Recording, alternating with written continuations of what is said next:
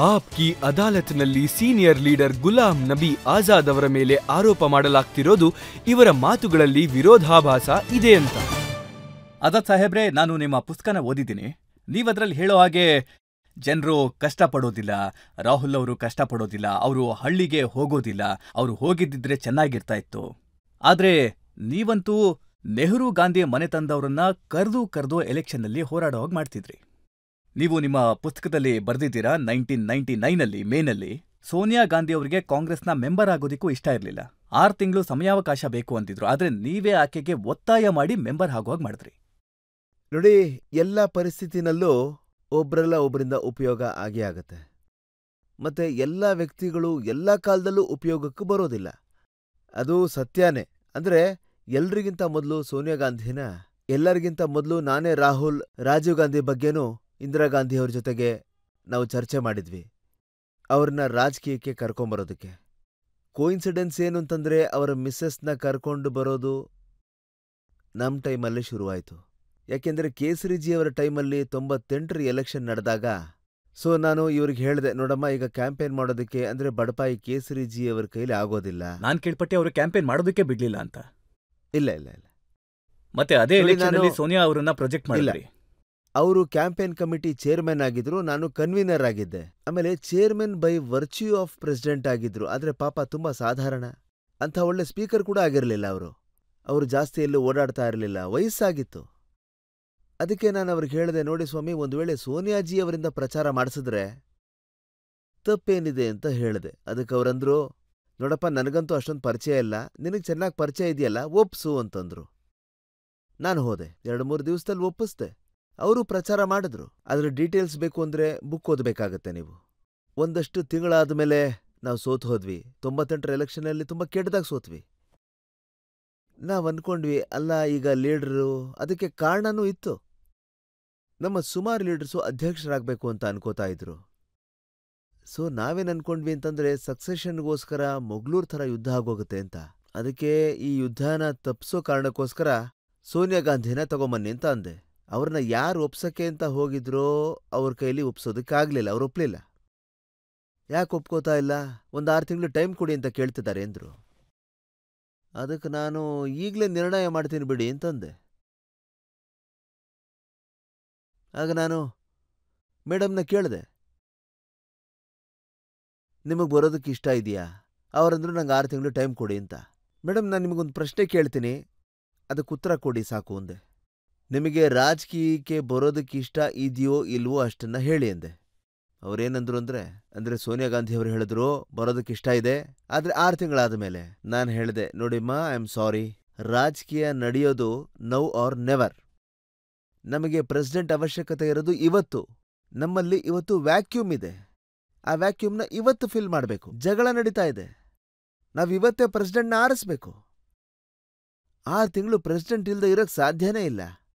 ಒಂದು, ನೀವಿವತ್ತು ಪ್ರೆಸಿಡೆಂಟ್ ಆಗಿ, ಇಲ್ಲ ಅಂತಂದ್ರೆ ಇನ್ಯಾವತ್ತೂ ಆಗಕ್ಕಾಗಲ್ಲ. ಅದಕ್ಕೆ ಸೋನಿಯಾ ಗಾಂಧಿ ಅವ್ರು ಹೇಳಿದ್ರು, ಸರಿ ಆಯ್ತು, ಇವತ್ತೇ ಆಗ್ತೀನಿ ಅಂತ. ಪ್ರೆಸಿಡೆಂಟ್ ಆದ್ರು, ಮತ್ತೆ ಅವ್ರನ್ನ ಅಕ್ಸೆಪ್ಟ್ ಮಾಡ್ಕೊಂಬಿಟ್ರು. ನಾನೇನು ಪಶ್ಚಾತ್ತಾಪ ಆದ್ರೆ ನೀವಿದನ್ನ ಹೇಳ್ತಾ ಇಲ್ಲ, ಸೋನಿಯಾ ಅವ್ರನ್ನ ಮಾಡೋದಕ್ಕೆ ಸೀತಾರಾಮ್ ಕೇಸರಿ ಅವರನ್ನ ಒಂದು ರೂಮ್ ನಲ್ಲಿ ಕೂಡ ಹಾಕ್ಲಾಗಿತ್ತು. ಇಲ್ಲ, ಅವೆಲ್ಲ ಸುಳ್ಳು. ದಟ್ಸ್ ಆಲ್ ಸುಳ್ಳು, ದಟ್ಸ್ ನಾನ್ಸೆನ್ಸ್. ಅವೆಲ್ಲ ಬಕ್ವಾಸ್. ಅವರು ಮನೆಗೆ ಹೊರಟೋಗಿದ್ರು. ಬರೀ ಅವರೊಬ್ಬರೇ ಅಷ್ಟೇ ಅಲ್ಲ, ವರ್ಕಿಂಗ್ ಕಮಿಟಿಯಿಂದ ಇನ್ನೊಂದಿಬ್ರು ಕೂಡ ಮನೆಗೆ ಹೊರಟೋಗಿದ್ರು. ನೀವು ನಿಮ್ಮ ಪುಸ್ತಕದಲ್ಲಿ ಬಳ್ಳಾರಿ ಬಗ್ಗೆ ಬರ್ದಿದ್ದೀರಾ. ಸೋನಿಯಾ ಅವರನ್ನ ಚುನಾವಣೆಗೆ ಸ್ಪರ್ಧಿಸೋದಿಕ್ಕೆ ಅಲ್ಲಿ ಕರ್ಕೊಂಡು ಹೋದ್ರಿ. ಅದ್ ಸರಿನೇ, ಅದ್ರ ಪ್ರಸ್ತಾಪ ಮಾಡಿದ್ದೀನಿ ನಾನು, ಈಗ್ಲೂ ಮಾಡ್ತೀನಿ. ಅಂದ್ರೆ ನಾನು ಯಾಕೆ ಅವ್ರಿಗೆ ಅದನ್ನ ಹೇಳಿದೆ ಅಂತಂದ್ರೆ, ಅವ್ರು ಈಗಾಗಲೇ ಒಂದು ಕಡೆಯಿಂದ ಕಂಟೆಸ್ಟ್ ಮಾಡ್ತಾ ಇದ್ರು, ರಾಯ್ಬರೇಲಿಯಿಂದ. ನಾನು ಸೋನಿಯಾಜಿ ಅವ್ರಿಗೆ ಹೇಳಿದೆ, ನೀವು ರಾಯ್ಬರೇಲಿಲಿ ಗೆಲ್ತೀರಿ, ನಿಮ್ಮ ಫ್ಯಾಮಿಲಿ ಸೀಟ್ ಅದು, ಅದಕ್ಕೆ ಒಂದು ಕೆಲಸ ಮಾಡಿ, ನೀವು ಕರ್ನಾಟಕದಿಂದ ಸೌತಿಂದ ಗೆದ್ಕೊಂಡು ಬನ್ನಿ ಅಂತ ಹೇಳಿದೆ. ಸೌತ್ ಅಲ್ಲೂ ಕಾಂಗ್ರೆಸ್ಗೆ, ನೋಡಿ, ನಾನು ಯಾವತ್ ಏನೇ ಮಾಡಿದ್ರು ಕಾಂಗ್ರೆಸ್ನ ಹಿತದೃಷ್ಟಿಯಿಂದ ಮಾಡಿದ್ದೀನಿ. ಅವ್ರು ಗೆದ್ದಾಗ ನಾನು ಕಾಂಗ್ರೆಸ್ನ ಹಿತಕ್ಕೋಸ್ಕರ ಸೋನಿಯಾ ಗಾಂಧಿ ಅವರಿಗೆ ಹೇಳಿದೆ, ನೋಡಿ, ಇಂದಿರಾ ಗಾಂಧಿಯವರು ಇದೇ ತಪ್ಪು ಮಾಡಿದ್ರು, ಈಗ ನೀವು ಅದೇ ತಪ್ಪು ಮಾಡಬೇಡಿ. ಅಂದ್ರೆ ಸೌತಿಂದ ನೀವು ರಿಸೈನ್ ಮಾಡ್ತೀರಾ, ಮತ್ತೆ ಇಲ್ಲಿ ನಿಮ್ಮ ಕಾನ್ಸ್ಟಿಟ್ಯೂಯೆನ್ಸಿ ಏನಿದೆ ಅದನ್ನ ಇಟ್ಕೋತೀರಾ. ನೀವು ಕರ್ನಾಟಕ ಇಟ್ಕೊಳ್ಳಿ ನಿಮ್ಮ ಹತ್ರ. ರಾಯ್ಬರೇಲಿಲಿ ಪ್ರಿಯಾಂಕಾನ ನಿಲ್ಸಿ ಅಂತಂದೆ. ಯಾಕೆಂದ್ರೆ ಪ್ರಿಯಾಂಕಾ ನಿಮ್ಮ ಎಲೆಕ್ಷನ್ ಇನ್ಚಾರ್ಜ್ ಆಗಿದ್ರು, ಅವ್ರಿಗೆ ಮಾಹಿತಿ ಇದೆ ಅಲ್ಲಿ. ಆದರೆ ಒಂದು 2-3 ದಿವಸ ಆದ್ಮೇಲೆ ನೋಡ್ತೀನಿ ಅವರು ಕೊಡ್ಲಿಲ್ಲ, ಬೇರೆ ಯಾರಿಗೋ ಕೊಟ್ರು. ಅವರು ಬಳ್ಳಾರಿಗೆ ಹಾ, ರಾಜೀನಾಮೆ ಕೊಟ್ರು. ಬಳ್ಳಾರಿಗೆ. ಸೊ ಒಂದ್ ಕಡೆ ಕೇರಳ ಇದೆ, ಆದ್ರೆ ಇನ್ನೊಂದ್ ಪ್ರಿಯಾಂಕಾ ಕಡೆ ಗಾಂಧಿ ಕರ್ನಾಟಕ. ಅವರಿಗೆ ಆಕ್ಟಿವ್ ಪಾಲಿಟಿಕ್ಸ್ ಬರೋದಕ್ಕೆ ಇಷ್ಟೊಂದು ಸಮಯ ಯಾಕಾಯ್ತು? ಅದು ಅವರ ಫ್ಯಾಮಿಲಿ ವಿಷಯ, ಅದು ಬೇರೆನೇ ಒಂದು ವಿಷಯ. ಅದನ್ನ ನಾನು ಈ ಬುಕ್ಕಲ್ಲಿ ಬರೆದಿಲ್ಲ. ಅಂದ್ರೆ ಅದು ಫ್ಯಾಮಿಲಿದೇನೆ ನಿರ್ಧಾರ ಆಗಿತ್ತು, ಮಗಳನ್ನ ತರೋದು ಬೇಡ, ಕೇವಲ ಮಗನ್ ಮಾತ್ರ ತರಬೇಕು ಅಂತ. ಆದ್ರೆ ಅವ್ರು ಬರ್ತಾರೆ ಮತ್ತೆ ಹಿಂದೆ ಸರಿತಾರೆ. ಹೌದೌದು. ಅಂದ್ರೆ ಒಬ್ಬರಿಂದ ದೋಣಿ ಮುಂದಕ್ಕೆ ಹೋಗ್ತಾ ಇಲ್ಲ, ಇಬ್ರು ಓಡಿಸ್ ನೋಡೋಣ ಅಂತ ಅನ್ಸಿರ್ಬೋದು. ಆದ್ರೆ ಪ್ರಿಯಾಂಕಾ ಗಾಂಧಿ ಅವರಿಗೆ ಇಷ್ಟ ಇತ್ತು ರಾಜಕೀಯಕ್ಕೆ ಬರೋದಕ್ಕೆ. ಹಾ, ಖಂಡಿತ ಖಂಡಿತ. ಮತ್ತೆ ರಾಹುಲ್ ಅವ್ರಿಗಿರ್ಲಿಲ್ಲ. ಯಾಕೆಂದ್ರೆ ನನಗೆ ಅವ್ರ MP ಆಗಕ್ಕೆ ಮುಂಚಿಂದು ಏನು ಅಂತ ಗೊತ್ತಿಲ್ಲ ನನಗೆ ಅವ್ರ ಬಗ್ಗೆ.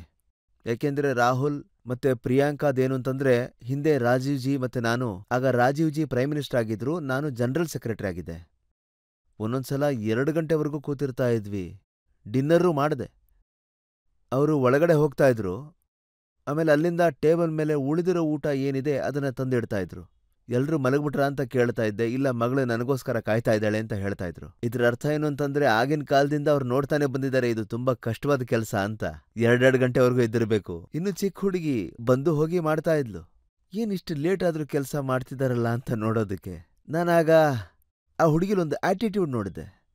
ಮತ್ತೆ ಈ ಕೇಳ್ಪಟ್ಟಿದ್ದೇನೆಂದ್ರೆ, ಸೋನಿಯಾ ಅವರಿಗೆ ಆರೋಗ್ಯ ಸಮಸ್ಯೆ ಇರೋದ್ರಿಂದ ಅವರು ರಾಯ್ಬರೇಲಿಯಿಂದ ಸ್ಪರ್ಧೆ ಮಾಡೋದಿಲ್ಲ, ಮತ್ತೆ ಪ್ರಿಯಾಂಕಾ ಅಲ್ಲಿಂದ ಸ್ಪರ್ಧೆ ಮಾಡ್ತಾರೆ ಅಂತ. ನೋಡಿ, ಅದು ಅವ್ರ ಮನೆ ವಿಷಯ ಆಗುತ್ತೆ, ಅದ್ರ ಬಗ್ಗೆ ನಾನೇನು ಮಾತಾಡಲ್ಲ. ನಿಮಗೆ ಅವ್ರ ಕುಟುಂಬದ ಬಗ್ಗೆ ತುಂಬಾ ಚೆನ್ನಾಗಿ ಗೊತ್ತಲ್ಲ. ನೋಡಿ, ನಾವೀಗ ಪೊಲಿಟಿಕಲ್ ಮಾತಾಡ್ತಾ ಇದ್ದೀವಿ, ಮನೆ ಬಗ್ಗೆ ಮಾತಾಡ್ತಾ ಇಲ್ಲ. ನಾವ್ ಯಾವತ್ತೂ ಮನೆ ಬಗ್ಗೆ ಮಾತಾಡೋದು. ಅವರ ಕುಟುಂಬದ ಇನ್ನೊಬ್ಬ ಸದಸ್ಯ ಇದ್ದಾರಲ್ಲ, ರಾಬರ್ಟ್ ವಾಡ್ರಾ. ಇಲ್ಲ, ಇದ್ರ ಬಗ್ಗೆನೂ ನಾನು ಮಾತಾಡೋದಿಲ್ಲ. ಇಲ್ಲ, ಅವರೇ ಹೇಳಿದ್ದಾರೆ ನನಗೆ ರಾಜಕೀಯಕ್ಕೆ ಬರೋದಕ್ಕೆ ಇಷ್ಟ ಇದೆ ಅಂತ. ಬರ್ಲಿ ಬಿಡಿ, ಈ ಯಾರು ಬೇಕು. ಅವ್ರು ಹೇಳ್ತಾರೆ ಪಬ್ಲಿಕ್ಕಿಗೆ ನಾನು ಎಷ್ಟೆಲ್ಲ ಮಾಡಿದ್ದೀನಿ, ನಾನು ರಾಜಕೀಯಕ್ಕೆ ಬಂದ್ರೆ ತುಂಬಾ ಒಳ್ಳೇದಾಗುತ್ತೆ ಅಂತ. ನೋಡಿ, ಲಕ್ಷಾಂತರ ಜನ ರಾಜಕೀಯದಲ್ಲಿದ್ದಾರೆ, ಲಕ್ಷಾಂತರ ಜನ. ನಮ್ಮ ಎಲೆಕ್ಟೋರೇಟಲ್ಲೇ ಎಷ್ಟು ಜನ ಇದ್ದಾರೆ ಅಂತಂದ್ರೆ, ನಮ್ಮ ಪಂಚಾಯತ್ ರಾಜಲ್ಲೇ 10 ಲಕ್ಷನೋ ಇಲ್ಲ 30 ಲಕ್ಷ ಜನ ಇದ್ದಾರೆ. ಅದರಲ್ಲಿ 10 ಲಕ್ಷ ಲೇಡೀಸೇ ಇದ್ದಾರೆ. ಸೊ ಲಕ್ಷಾಂತರ ಜನ, ಬ್ಲಾಕು, ಡಿಸ್ಟ್ರಿಕ್ಟು, MLAನೇ 1000 ಜನ ಇದ್ದಾರೆ. ಎಲ್ರೂ ಕುಟುಂಬದ ಸದಸ್ಯರು ಒಂದು ದೊಡ್ಡ ಜವಾಬ್ದಾರಿಗಳನ್ನ ಹೊತ್ಕೊಂಡಾಗ ನಿಮ್ಗೆ ಕಾಂಗ್ರೆಸ್ ಪಕ್ಷನ ನಿಭಾಯಿಸೋದಕ್ಕೆ ಅವ್ರಿಗೆ ಸಾಧ್ಯ ಆಗಲ್ಲ ಅನ್ಸುತ್ತಾ? ಈಗೇನಿದೆಯೋ ಅದನ್ನ ಮೊದಲು ಸಂಭಾಳಿಸ್ಲಿ. ಹಾಗಿದ್ರೆ ನಿಮ್ಮ ಪ್ರಕಾರ ಅದು ಯಾರಿರ್ಬಹುದು? ಪಕ್ಷನ ಮುನ್ನಡೆಸುವಂತವ್ರು ಯಾರಿರ್ಬೋದು? ಈಗ ಈ ಜಗಳ ಅಂತೂ 6-7 ವರ್ಷಗಳಿಂದ ನಡೀತಾನೇ ಇದೆ. ರಾಹುಲ್ ಗಾಂಧೀಜಿಯವ್ರನ್ನ ನಾವು ಎಲೆಕ್ಟ್ ಮಾಡಿದ್ವಿ.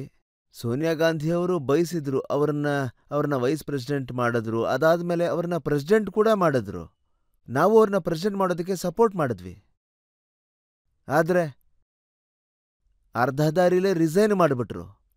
ಅವರು ಅರ್ಧ ದಾರಿಲೇ ಯಾಕೆ ರಿಸೈನ್ ಮಾಡಿದ್ರು ಅನ್ನೋ ವಿಷಯನ ಮಾತಾಡೋದಕ್ಕೆ ನಂಗೆ ಸ್ವಲ್ಪನೂ ಇಷ್ಟ ಇಲ್ಲ. ನಾನು ಅದ್ರ ಬಗ್ಗೆ ಮಾತಾಡಲ್ಲ. ರಾಹುಲ್ ಗಾಂಧಿ ಹೊರಗೆ ಹೋಗಿ ನಮ್ ದೇಶದ ಇಮೇಜ್ನ ಹಾಳು ಮಾಡ್ತಿದ್ದಾರೆ. ನಿಮಗೇನನ್ಸತ್ತೆ ಅವ್ರು ಹೇಗೆ ಇದನ್ನೆಲ್ಲ ಸಂಭಾಳಿಸ್ತಾರೆ ಅಂತ?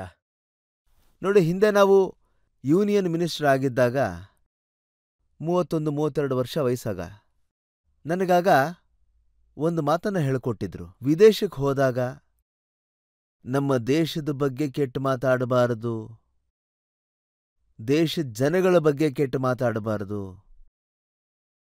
ಹಾಗೆ ಸರ್ಕಾರದ ಬಗ್ಗೆನೂ ಏನು ಮಾತಾಡಬಾರದು. ಯಾಕೆಂದ್ರೆ ವಿದೇಶದಲ್ಲಿ ನಮಗೆ ಮಿತ್ರ ದೇಶಗಳು ಇವೆ, ಶತ್ರು ದೇಶಗಳು ಇವೆ. ಅವರು ನಿಮ್ಮ ಬಾಯಿಂದ ವಿಷಯ ಹೊರಗೆಳೆಯೋದಕ್ಕೆ ಶುರು ಮಾಡ್ತಾರೆ, ಆಮೇಲೆ ಅದನ್ನ ಕೋಟ್ ಮಾಡ್ತಾರೆ. ಇಲ್ಲಿ ನೋಡ್ರಪ್ಪ, ಒಬ್ಬ ಹಿಂದೂಸ್ತಾನಿ ಬಂದಿದ್ದ, ಹಿಂದೂಸ್ತಾನದ ಬಗ್ಗೆ ಹೀಗೀಗೆಲ್ಲ ಹೇಳ್ದ ಇವನು, ಅಲ್ಲಿನ ಸೌಲಭ್ಯಗಳ ಬಗ್ಗೆ, ಅಲ್ಲಿನ ಕಲ್ಚರ್ಗಳ ಬಗ್ಗೆ, ಅಲ್ಲಿನ ಕ್ಯಾಸ್ಟಿಸಂ ಬಗ್ಗೆ, ಅಲ್ಲಿನ ಕಮ್ಯುನಲಿಸಂ ಬಗ್ಗೆ. ಇವೆಲ್ಲ ನಮ್ಮ ಆಂತರ್ಯದ ವಿಷಯಗಳು. ಇದನ್ನ ನಾವೇ ಸರಿ ಮಾಡ್ಕೋಬೇಕು. ವಿದೇಶನ, ಪ್ರಪಂಚನ ಇದರಲ್ಲಿ ಇನ್ವಾಲ್ವ್ ಮಾಡ್ಕೋಬಾರ್ದು. ನೋಡಿ, ನಿಮಗೆ ಟ್ರೈನಿಂಗ್ ಆದ ಹಾಗೆ ಯಾರೋ ಒಬ್ರು ಹೇಳ್ಕೊಟ್ರಲ್ಲ, ನಿಮ್ಗೆ ಏನ್ ಮಾಡ್ಬೇಕು, ಏನ್ ಮಾಡಬಾರ್ದು, ಏನ್ ಹೇಳ್ಬೇಕು ಅಥವಾ ಏನ್ ಹೇಳ್ಬಾರ್ದು, ಅಥವಾ ವಿದೇಶದಲ್ಲಿ ಹೇಗಿರ್ಬೇಕು, ಏನ್ ಹೇಳ್ಬೇಕು, ಇದನ್ನೆಲ್ಲ ಅವ್ರಿಗೆ ಯಾರು ಕಲಿಸ್ಲಿಲ್ವಾ? ನಿಮ್ಮ ಮೈಂಡು ಸೆಟ್ ಆಗಬಿಟ್ರೆ, ನನಗೆ ಪ್ರತಿಯೊಂದೂ ಗೊತ್ತಿದೆ ಅಂತ, ಇಡೀ ಪ್ರಪಂಚದ ಬಗ್ಗೆನೆ, ಆಗ ಅದಕ್ಕೇನ್ ಚಿಕಿತ್ಸೆ ಕೊಡೋದು? ಮತ್ತೆ ಅವ್ರು ಹೇಳ್ತಾರೆ ಮೋದಿ ಅವ್ರಿಗೇನೂ ಗೊತ್ತಿಲ್ಲ, ನನಗೆಲ್ಲ ಗೊತ್ತಿದೆ ಅಂತ. ಮತ್ತೆ ಅದಕ್ಕೆ ಮೋದಿ ಅವರು ನನಗೆ ಹೆದರ್ತಾರೆ.